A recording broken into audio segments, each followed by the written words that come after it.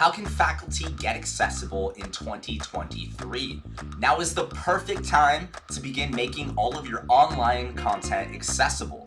Typically at the start of a semester, faculty will begin copying over shells from previous semesters.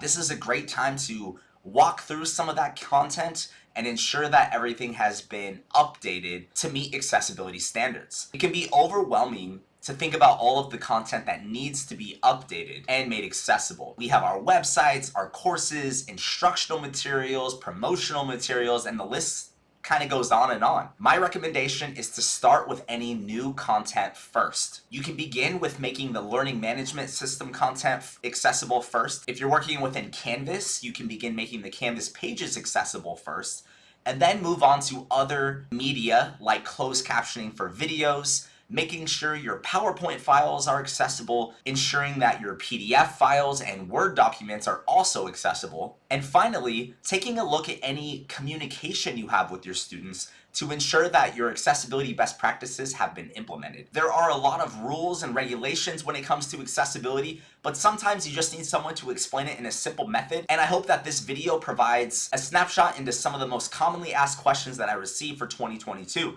which includes how to caption videos, how to test for color contrast, and what do I do about all the documents in my course. But before we get to that, hit that like and subscribe button for more best practices and tips for implementing accessibility into your workflow. Now let's get back to the video. One of the most common questions that I am asked is, how do I caption my videos? There are a variety of ways to caption videos, but I'm going to show you one quick method that I like to personally use when captioning. That's the use of Otter AI. Otter AI is a tool that you can sign up for, and you can upload any video into Otter AI and have it automatically transcribe. Once a video has been transcribed, you can easily export the file as an SRT file. You can easily upload this file into Canvas Studio or use YouTube to host the caption file. Additionally, you can actually use YouTube to search for closed caption videos. So if we wanted to look for videos that had closed captioning,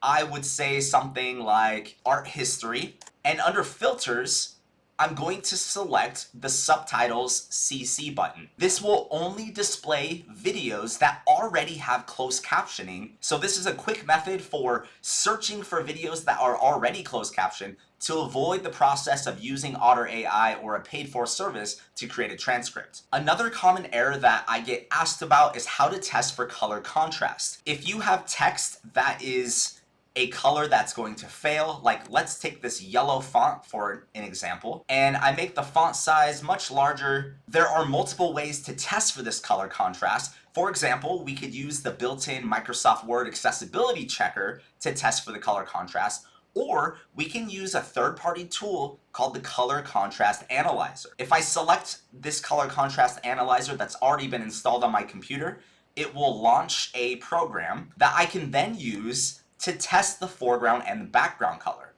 So using the foreground color eyedropper tool, I'm going to move and select this yellow font color, and sometimes it could be a little bit touchy. I could not get this window to display over the top of my Microsoft Word. Anyways, under the sample preview box, we can see the yellow font on the white background, and we can determine that this fails on all of the Web Content Accessibility Guidelines 2.1 standards. But if we were to select this yellow font and let's change it back to maybe a dark red, we can then use the eyedropper tool to test this red and determine that it passes our AA accessibility standards.